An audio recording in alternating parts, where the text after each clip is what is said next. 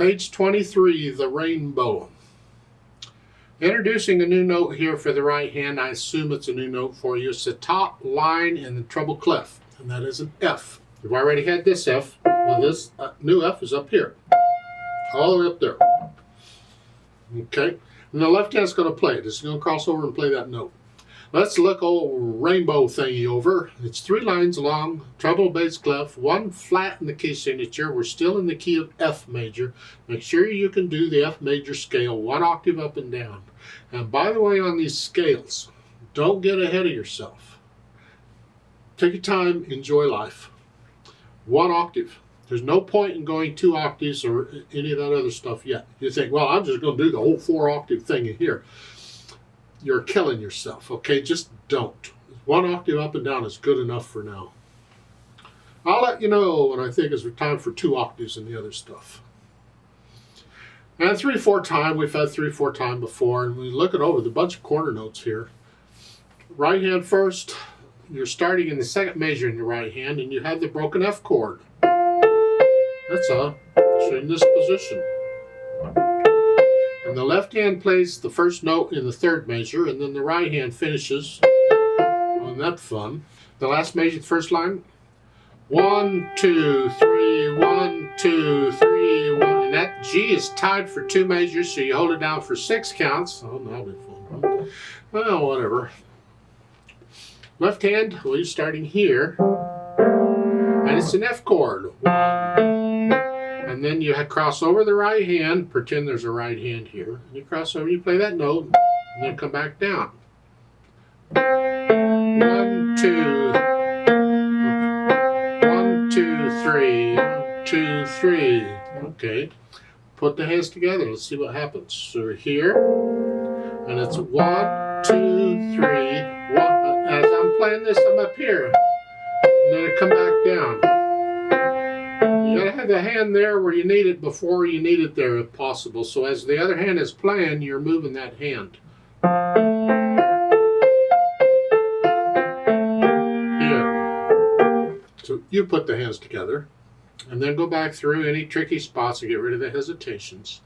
And here you should be able to play it without looking at the keyboard, except when you have to move the left hand over, you gotta look down for that. So you can memorize what's going on the right hand. You don't have to look at the music as you play a broken F chord. So you're looking down for that, and then you're back looking at the music again. Here. So you're looking down and looking up. And when you look down, you're still playing, so you got to have a few notes memorized. So I'll leave that up to you. You work it out. So there's no hesitations anywhere. Go as slow as you need to go, doesn't matter, but no hesitations. And then we add the articulation, which they don't give us any. Isn't this nice? Well, that leaves it wide open. How do you want to interpret it? Do I put in the phrases? Well, I got to find the sentences. So if I put in the phrases, well, I have to speed it up so I can hear the sentences better. It's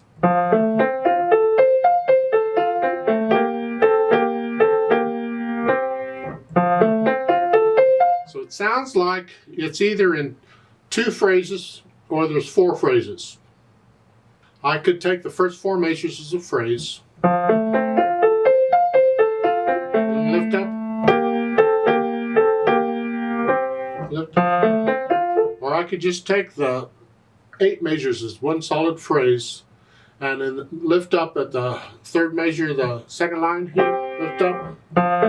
Here. And the reason we'd lift up both hands, because normally when I would lift up for a phrase, it would only be the hand with the melody. The other hand, I would connect it.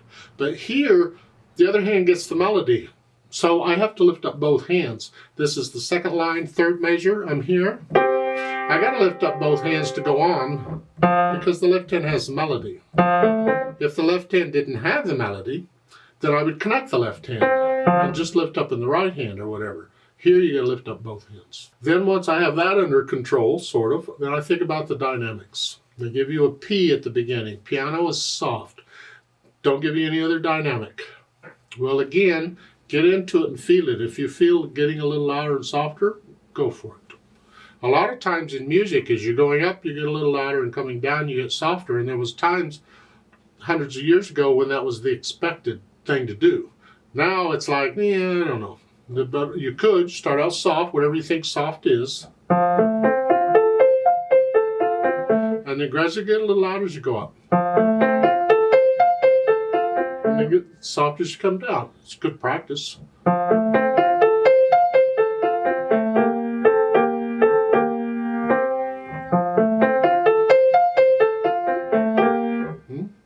Again, that's something you can practice with the scales. Practice when you're doing the F major scale. Start soft and gradually get louder as you go. So, a little louder. Softer. Practice that. Then flip it. Start loud and get softer as you go up. And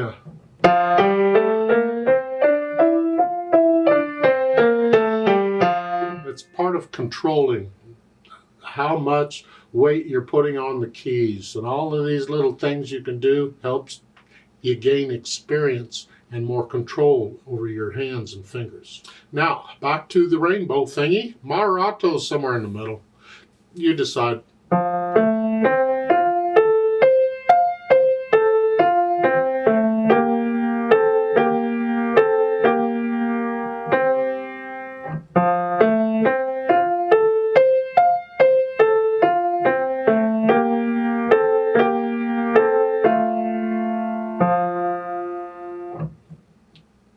You think 1, 2, 3, is that really in the middle? That's a little fast.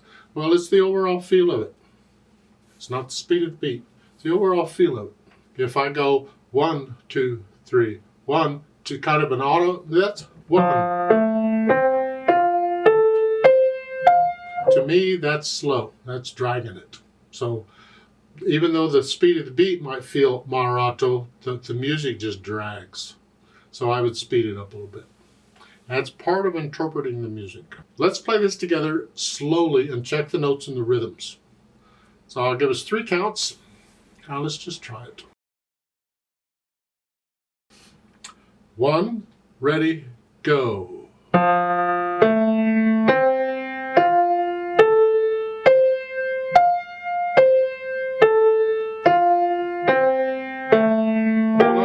2. 1, 2. 1, 2, 3, 2, 3.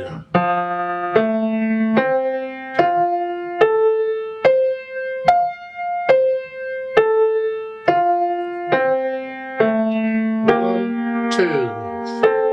1, 2. 1, 2, 3. 1, 2, 3. Off.